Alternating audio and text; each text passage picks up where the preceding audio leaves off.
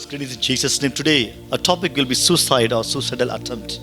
What Bible says about suicide or against suicide? 1 Corinthians 3:17 says, "If any man defile the temple of God, him shall God destroy, for the temple of God is holy, which temple ye are." Ecclesiastes 7:17 says, "Be not overly wicked, neither be a fool. Why should you die before your time?" Elijah, a great prophet, prayed a suicidal prayer. Even Jonah, on hearing his message, the entire country was saved. Jeremiah, Job cursed their birthdays. We find 3 suicides in the Bible. Ahithophel, he found that his counsel was not taken into account, he committed suicide. And we also know Saul committed suicide.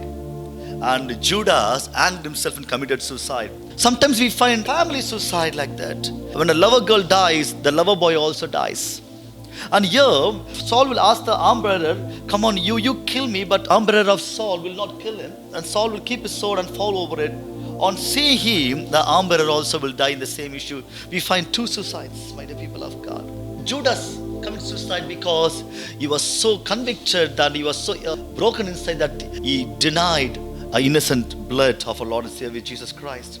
People who want to commit suicide, the spirit of suicide is from the devil, it's not from God. Who all will commit suicide? People who never value God's love in their lives, who never know their purpose in this earth. Instead of listening to God's word, they listen to devil's lie that there is no chance of escape, and they don't have faith that God can change anything. We find in Acts chapter 16 verse 27, "And the keeper of the prison, awaking out of his sleep and seeing the prison doors open, he drew out his sword and would have killed himself, supposing that the prisoners had been fled. And Paul cried out with a loud voice, saying, 'Do thyself no harm, for we are all here.'"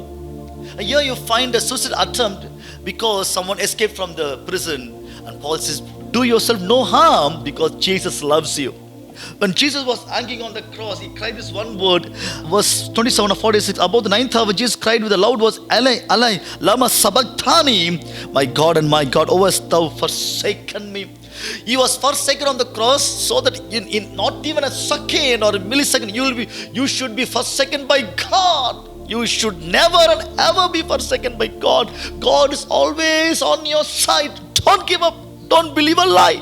And Isaiah 54:10 speaks about unfailing kindness, and Psalms 147:3 speaks about that he always heals the broken heart. Philippians 1:6 says, "He who began a good work in you is able to complete it."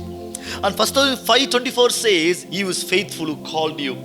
And above all, may God will be your author and finisher of your life. May He will be Alpha and Omega of your life. You don't finish your life.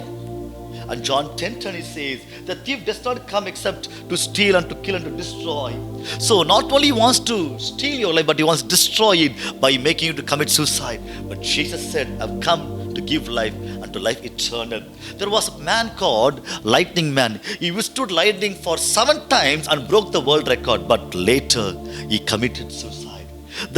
From lightning he escaped, but from his own life, from his own thought, he never escaped. My dear people of God, Jesus loves you. Don't go towards it. He has given his life for you on the cross. Let's pray. Gracious Lord, I praise and thank you. Thank you for giving your life for us.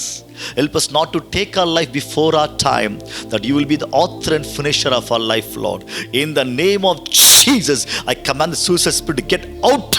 In Jesus, it can be a shame, it can be, Lord, a sin, it can be a failure, love failure, or it can be anything else, Lord. Lord, in the name of Jesus, deliver your people. Let they will live for your glory. Lord, as you brought me out, Lord, bring this precious one out of the clutches of the devil, that they will have, Lord, taste your love and the life eternal, Father. And send your word and heal them, Lord. In Jesus' name we pray.